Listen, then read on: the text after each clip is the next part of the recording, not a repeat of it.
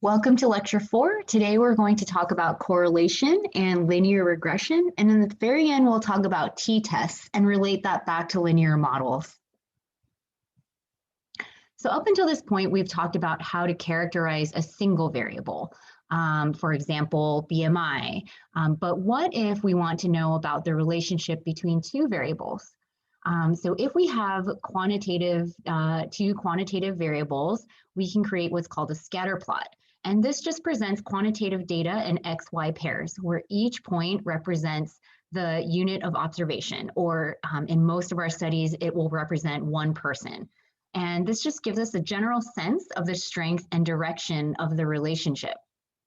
So for example, let's say we have a study, and this is adapted from the Learning Statistics with R textbook, where we have 3 different variables, the hours of sleep that I get, my grumpiness level on a continuous scale, and then the number of hours that the baby sleeps.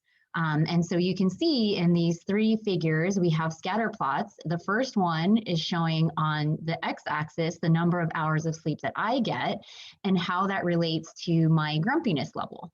And then in the second figure, you can see the relationship between the number of hours that the baby sleeps and my grumpiness level. And then in that last figure, you can see the relationship between the baby sleep and the number of hours that I get in sleep. Okay, so the scatter plots are great. It gives us a nice visual idea of how 2 variables relate to each other. But what if we want to quantify that relationship? So correlation is a statistical measure that indicates the extent to which 2 or more variables fluctuate or change together. So this would be a useful statistic in this case where we have 2 quantitative variables. So here's an example of 2 variables, per capita cheese consumption, and then the number of people who died by becoming tangled in their bed sheets. Okay, and so you can see how they change together over time. And it looks like they're probably pretty closely related, right? That they tend to change together, even though we know that they are not related. And then this gets to a few points about correlation. Correlation does not equal causation. So correlation studies can be misleading if we don't interpret them correctly. So even if you see a relationship, as with the cheese consumption and getting tangled in your bed sheets, you can't say that one variable is causing the other. Some other issues with correlation is that the observation may be a spurious one. So it might just be purely coincidental. Another issue is that we might observe a relationship, but it might be driven by a third variable that we haven't measured or that we're not accounting for in our correlation. And we sometimes refer to this as a confounder. So another great example of this spurious, relationship and something that's probably just coincidental is the fresh lemons imported from Mexico to the USA in metric tons, and looking at the relationship between that and total US highway fatality rate. And we see that there looks like there's a very strong correlation there, or a strong relationship, but the 2 are most likely not related at all. So correlation is a measurement, it quantifies the relationship between 2 quantitative variables. And so we refer to this as a bivariate relationship, right? Because we have 2 variables. The correlation between 2 variables are not always linear. So they can be curvilinear or more complex, as in the 2 examples on the right here. If 2 variables have a curvilinear or other non-linear relationship, then we need to use other techniques to address this. But for now, we are going to discuss correlation for linear relationships. So how do we measure linear correlation? We can use what is called the Pearson's correlation coefficient, which is denoted by a lowercase r, and that ranges from -1 to +1. So -1 indicates that there's a perfect negative correlation, and +1 indicates that there's a perfect positive correlation. And then 0 would indicate that there's no correlation between variables. So what do we mean by positive, negative, and no correlation? So positive relationship just means that as the value of one variable, in this case x, increases, the value of the other variable y also tends to increase. So this would be a positive correlation. For a negative relationship, as the value of one variable, so as the value of x increases, we see that the value of y decreases. And this is what we refer to as a negative correlation. And then if there's no regularity between the two variables, then we say there is no relationship. So as x changes, there's really nothing we can say about what y will do. So here are the equations for Pearson's, this is the equation for Pearson's correlation coefficient. It's basically the covariance between the two variables x and y divided by their respective standard estimated population standard deviations. So this is in just words, it's the degree to which x and y vary together divided by the degree to which x and y vary separately.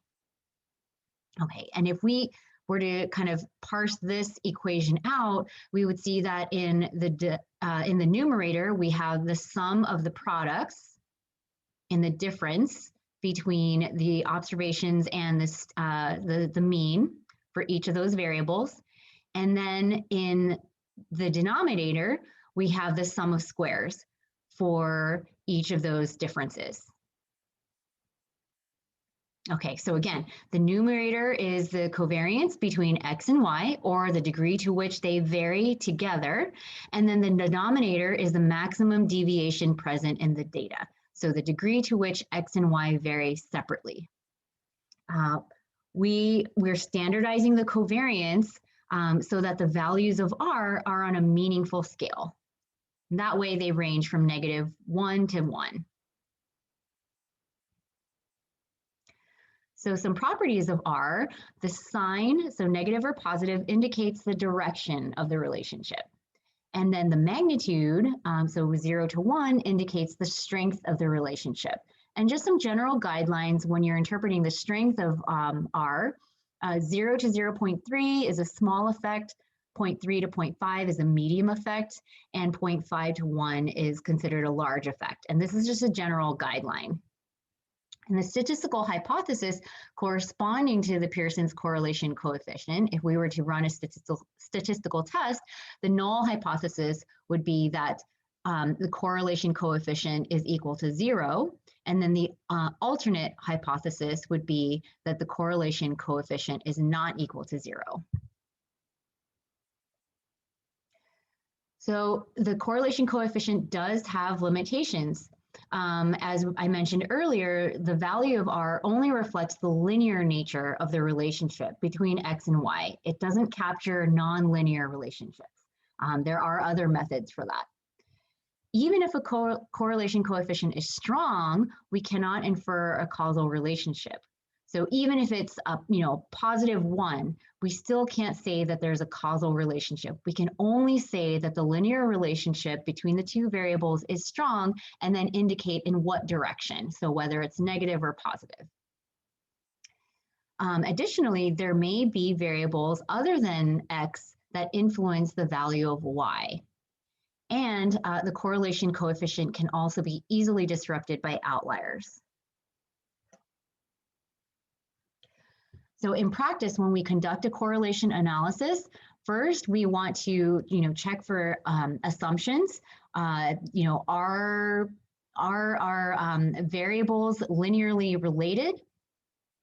Okay, and then so I'm going to just start from the left. So we check our assumption and bias. If there is linearity, then we can use scatter plots, we can use QQ plots, we can assess this with histograms. We can also look at normality. Again, we can use scatter plots, QQ plots, and histograms to assess this. Okay. If our assumptions are met and there's no bias, then we can go ahead and calculate a Pearson's correlation coefficient. However, if those assumptions are not met, then we use other methods to assess the relationship.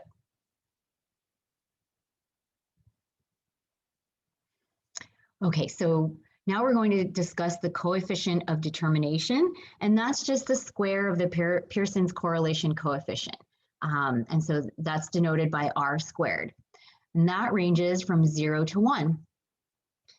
The coefficient of determination measures the proportion or amount of variability in one variable that can be determined through its relationship with another variable. So a value of 1 indicates that all the variability in y can be predicted by x. A value of 0 indicates that no variability in y can be predicted from x. And this would just mean that x has no linear relationship with y. So how would we interpret the coefficient of determination? If we had an R squared of 0.815, this just means that 81.5% of the variability in y can be accounted for or explained by its linear relation to x. And what does this look like visually? So imagine we have our y variable on the left, and we refer to this as our dependent variable. And then we have our x variable on the right, and we refer to this as our independent variable. And then there's an area of overlap. So where they overlap, this r corresponds to r squared, and that's the variance in y that is explained by x. And then the remaining white segment here for the y circle is the unexplained variance in y, and that's just 1 minus r squared.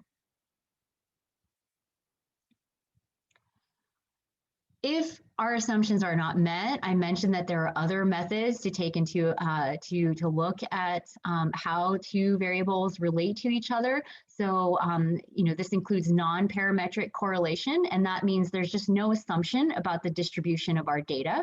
So Spearman's rho can be used. It's like Pearson's correlation, but instead of using the actual values of the data, it ranks the data first and then makes comparisons based on that. And then there's also a statistic called Kendall's tau, and that is preferable for small samples or if there are outliers in your sample. There are also what's called partial and semi-partial correlations. So partial correlations measure the relationship between two variables, but control for the effect that a third variable has on both of them. And then in a semi-partial correlation, we're measuring the relationship between two variables, controlling for the effect that a third value has on only one of the others. So here's an example of partial correlation, where perhaps we're looking at daily calorie consumption and how that relates to weight change. And then in a partial correlation, we would also take into account daily exercise, and we would set everything up so that we are considering daily exercise as also being related to daily calorie consumption. So let's say you exercise quite a bit, and so you build up an appetite and you end up consuming more calories on average. And then we also consider the relationship between daily exercise and weight change. So generally, the more we exercise, we are better able to maybe maintain our weight, or we might even lose weight if our calorie consumption doesn't overcompensate for that exercise. In a semi-partial correlation, now we're also still looking at the relationship between daily calorie consumption and weight change, but now we're only accounting for how daily exercise might be related to weight change, and not this potential relationship between daily exercise and daily calorie consumption. So in summary, Pearson's correlation coefficient, it indicates the linear relationship between two quantitative variables, x and y. It does not indicate causation. The coefficient of determination, r squared, indicates the amount of variability in one variable that is accounted for or explained by its linear relationship with the other variable, x. Okay, so now let's talk about linear regression, and this will tie in very nicely with correlation. So how do they relate to each other? In its simplest form, regression is basically the same thing as a Pearson correlation. So remember those scatter plots that I showed you at the beginning of the lecture, and we were looking at sleep, the baby's sleep, and my grumpiness level. So now let's just look at the scatter plot for my sleep in hours versus my grumpiness score. Okay, and so if you just look at the dots, that's a nice scatter plot. And of course, what we want to do is we want to draw a line between those dots, and that's then quantifying the relationship between those two variables. Ideally, we would draw a line that seems to kind of fit in the middle of all of those points, right? So this is a great example of a nice fitting, or in this case, the best fitting regression line. But here we have the same scatter plot, and then we've just drawn a line through the points, but it doesn't really kind of line up with the relationship that we can see visually with the data points. So this would be considered, it's not a very good regression line. It doesn't fit the data very well. So the regression line is just a linear regression is just a statistical technique for finding the best fitting line for a set of data. And what it does is it minimizes the error in predicting a line that best fits the current set of data. It can also be used to make predictions about bivariate data absent from the current set of data. So you can make predictions about what we would observe for a data point that isn't in our sample. So here's just a quick refresher. If you recall from maybe high school algebra, the formula for a straight line, which we refer to as the linear equation, is just y equals mx plus c, okay? X and y are our two variables. M and c are our two coefficients. The intercept, c, is the value of y when x equals 0, right? So if x equals 0, this term cancels out, and we just have y equals c. The slope, or m, tells us that as the value of x increases by 1 unit, the value of y increases or decreases, if this term is negative, by m units. Okay, so the formula for a regression line is just an application of the linear regression, so it looks very similar. So instead of y equals mx plus c, we have y hat equals beta x plus beta 0, or we call it beta naught. If x is our predictor, our independent variable, and y is our outcome or dependent variable, x sub I is the value of x for the ith observation. So for example, we might be interested in weekly exercise in minutes for person I, and that we would characterize that with x sub I. Y hat, so it's not the actual values of y in the data. This is the prediction or the estimates that the regression line is making. So that's why we call it y hat. We don't just have a y there. This is the predicted. These are the predicted values. Beta 1 is the slope of the line. So this just corresponds to m from the linear regression, or I'm sorry, the linear equation. And we also refer to it as the regression coefficient for the predictor. And it tells us about the strength and direction of the relationship, right? So if it's positive or negative, and then the magnitude of that value, beta, will tell us the strength. And then beta naught is the intercept of the line, or where the line crosses the y-axis. So here again is that best fit line. And remember, the data will not fit perfectly on the regression line. And that's why we refer to the y with a y hat and not just y. The difference between the actual data point and the model prediction, or y hat, is called a residual. So here is, again, the regression line, and then our data points from that scatter plot that we saw a few slides ago. And then here I've tried to sort of, make it look like we're zooming in on a portion of the regression line. So here is the actual Oh, I'm sorry. Okay, so here, this is the actual observation, okay? And this is the predicted value, so y hat.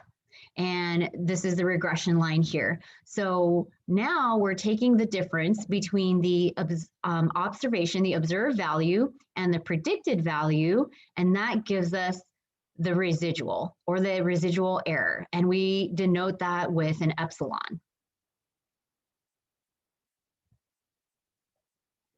So tying all of that together, the complete linear regression model can be written as y equals beta x plus beta naught plus epsilon. Okay, and the goal is to find the estimated values of beta 1 and beta naught for the parameters. And these estimated values correspond to the parameters beta 1 and beta naught. And this best, what we're trying to do is estimate those values that minimize the sum of the squared residuals. And this process is known as ordinary least squares. So sometimes we refer to the best fit line as the least squares regression line. So how would we interpret results? So let's say our model gives us this result where beta naught is 125.96. And again, that's the intercept. And then beta 1, or regression coefficient, so this is again the estimate of the population correlation, regression coefficient, is negative 8.94, and that is the slope. So we would interpret this as if x is 0, so if I get no sleep, so it's kind of back here, if you can just imagine the graph extending back here, then my grumpiness points is just off the charts. It's 120, almost 126, and so it'd be somewhere up here. Okay, so the actual point probably be somewhere up here.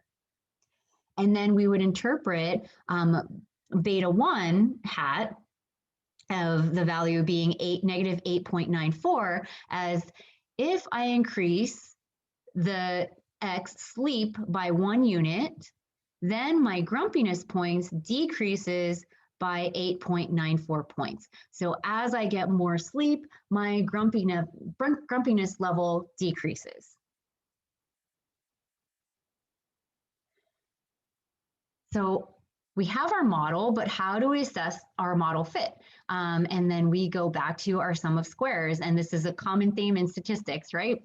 So we have 3 sum of squares here.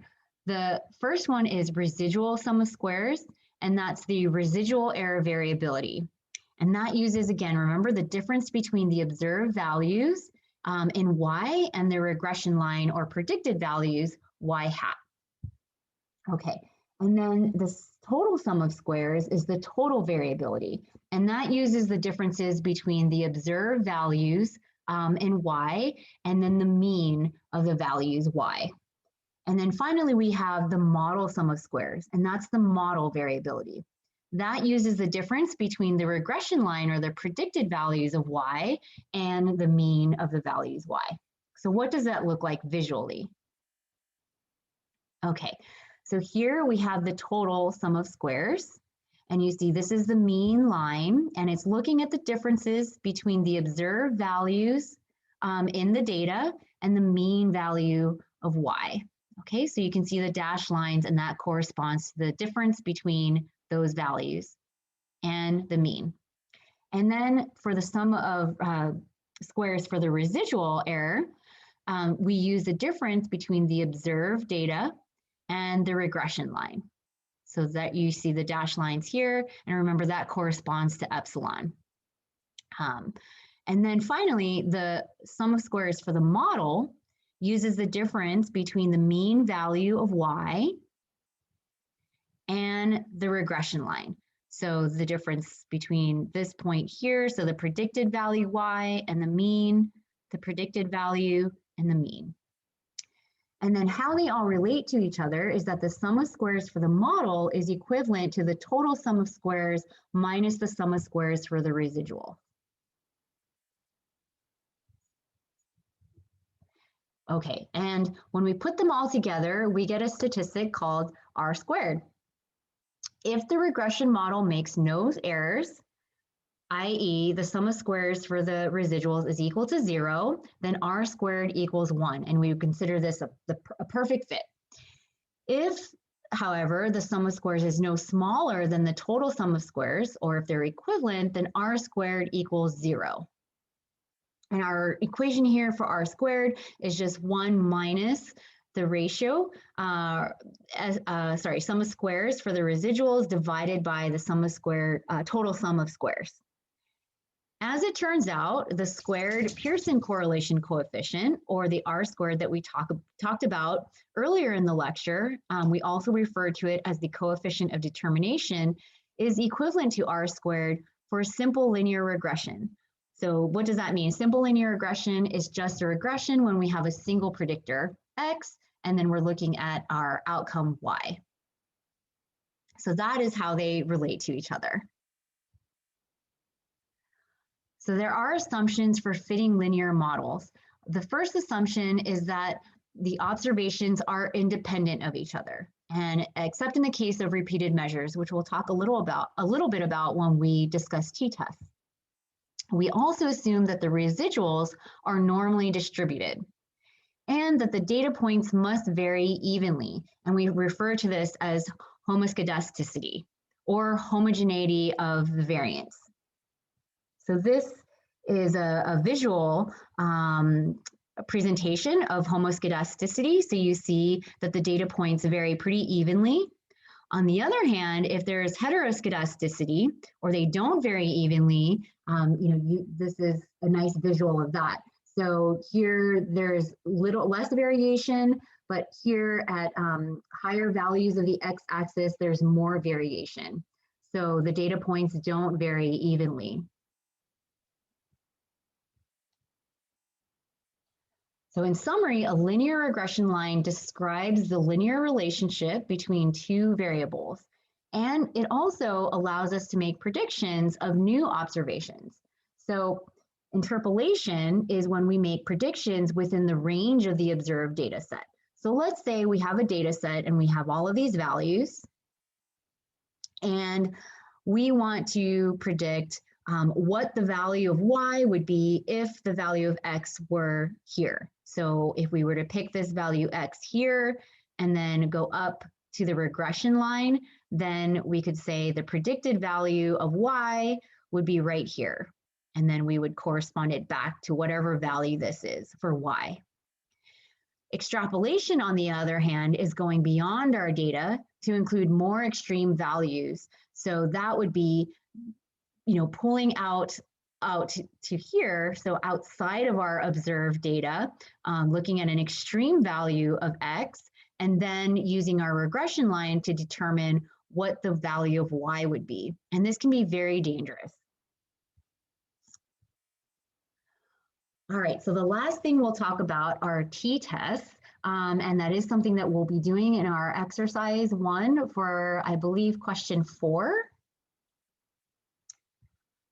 So how do linear models and statistical tests relate to each other? Most common statistical tests, so this includes the t-test, correlation, and we saw that with correlation, ANOVA, chi-square tests, etc. They're just special cases of linear models or a very close approximation. So they're very much tied in with each other. And I'll try to show that later in this lecture. So this is a very busy screen, but I really just have it here so that you have this nice table relating the linear models in R, and then the actual built-in function, and then the corresponding statistical test. So, so you can just use this as a reference. If it's helpful, I can try to put this in a bigger, just on its own as a PDF so that you guys can reference it throughout the course. But the note there is just that you can see how different statistical tests have this linear model equivalent in most cases. Okay, so we've talked a lot about hypothesis testing, but let's just kind of go through the steps of what we normally would do when we are running a hypothesis test. So first, we want to state our research problem. We identify the population, the distribution, and any assumptions that we're making. Then we state our statistical hypothesis, both the null and the alternate, right? And this is very different from the research hypothesis. Then the third step is we characterize our sampling distribution. And then we form a decision rule stating, the critical values that will decide when we reject the null hypothesis. And typically, right, we would pick an alpha of 0.05. Then we collect a random sample of size n and we calculate our test statistic. And then we compare that test statistic with the predictions that we made in our hypotheses. And then from there, we decide whether to reject or fail to reject the null hypothesis. Okay, so let's talk about t-tests. They're very, very commonly used. It's probably the most commonly used statistical test. Remember, when we're estimating the population standard deviation, we use a t-distribution because of potential error in our estimation. And we talked a little bit about that in lecture 2 when we talked about the sampling distribution. So by and large, when we're running statistical tests comparing two quantitative variables, our sampling distribution will be a t-distribution.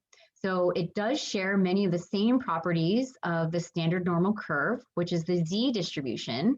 And the z-distribution assumes that we know the population standard deviation, but in real life, we typically don't, right? 99.999% of the time, we don't know the actual population standard deviation, unless we're running like simulations, for example. So by and large, we're using the t-distribution instead.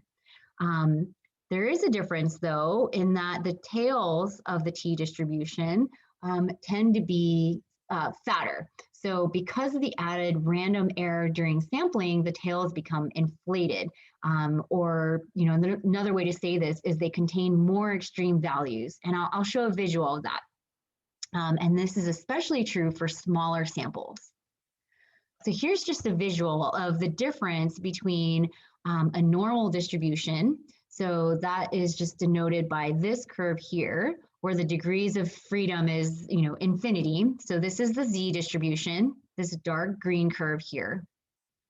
And then you can see at small sample sizes, or when there are less degrees of freedom, the distribution of t is more variable. It's more extreme than the standard normal distribution. So here you see the orange line where there is 1 degree of freedom. You can still see it's still unimodal. The mean is still the same, but the tails are fatter. So there's a greater area under the tail corresponding to these extreme values. But as n, or our sample size, and the degrees of freedom increases, the shape of the distribution changes. It becomes more narrow, and it starts to resemble the z-distribution. So you can see here, when there's 2 degrees of freedom in that purple line, it's becoming more squished together, and the tails are becoming less fat. And then finally, you see here with this light blue line with 5 degrees of freedom, it's squished even more together and the tails become even skinnier, and it's starting to really resemble the z-distribution. So your critical t value will depend on how many degrees of freedom you have. So in other words, the consequence of this is we need different critical values or criteria for rejecting or accepting the null hypothesis for different degrees of freedom. So there are 3 types of t-tests. The first is a one-sample t-test, where there is a known population value that we're comparing our sample to. There is a t-test where we're comparing 2 independent samples. So we might have either equal size or unequal size n samples of n, and we're comparing the 2.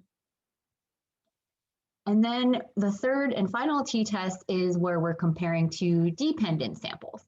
So this is really like one sample, and the same subjects are tested twice. So they're paired. And then in that case, we would use what's called a paired t-test. And so this is a 2-sample t-test for dependent or paired samples. So there are a few assumptions of the t-test. Both the independent t-test and the dependent t-test are parametric tests. So they're based on the normal distribution. So therefore, they assume that the sampling distribution is normally distributed. And then in the dependent t-test, this means that the sampling distribution of the differences between the scores should be normal, not the scores themselves. And then finally, the data are measured at the interval or ratio level. So we're working with quantitative data. For the independent t-test, because it is used to test different groups of people, there's also the assumption that the variances in these populations are roughly equal, or there's a homogeneity of variance. And we also assume that the scores in the groups are independent, right? And this makes sense, right? Because they come from different people. Okay, so let's just quickly talk about the one sample t-test. The null hypothesis for the one sample t-test is that the population mean mu equals some specified value. And then the alternative hypothesis is that the population mean does not equal that value. So our test statistic would just be our population mean minus, our sample mean minus the population mean divided by the estimated standard deviation. And then that divided by the square root of the sample.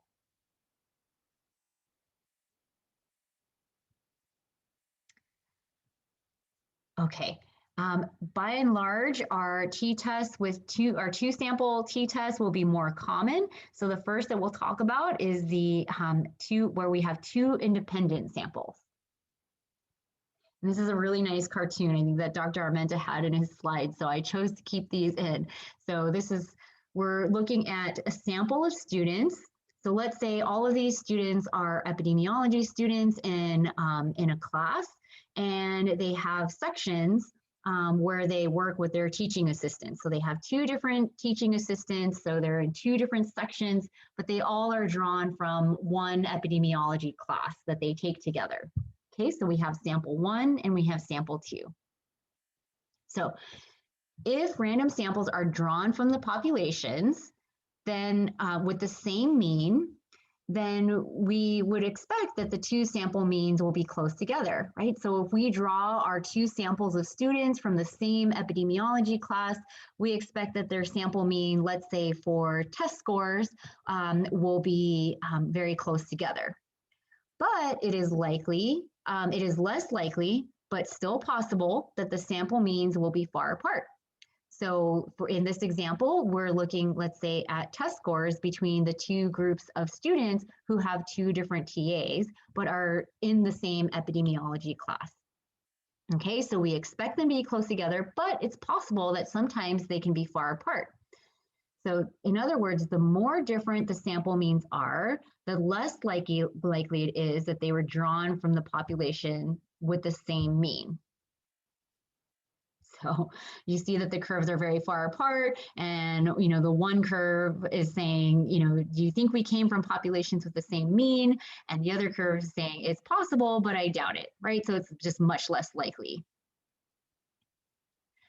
So for our two random samples, we asked, what is the probability of getting two sample means that are at least this different if they were actually drawn from the populations with the same mean?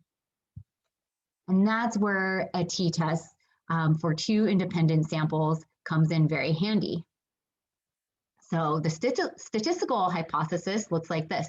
The null hypothesis is that the population mean for group 1 is equal to the population mean for group 2.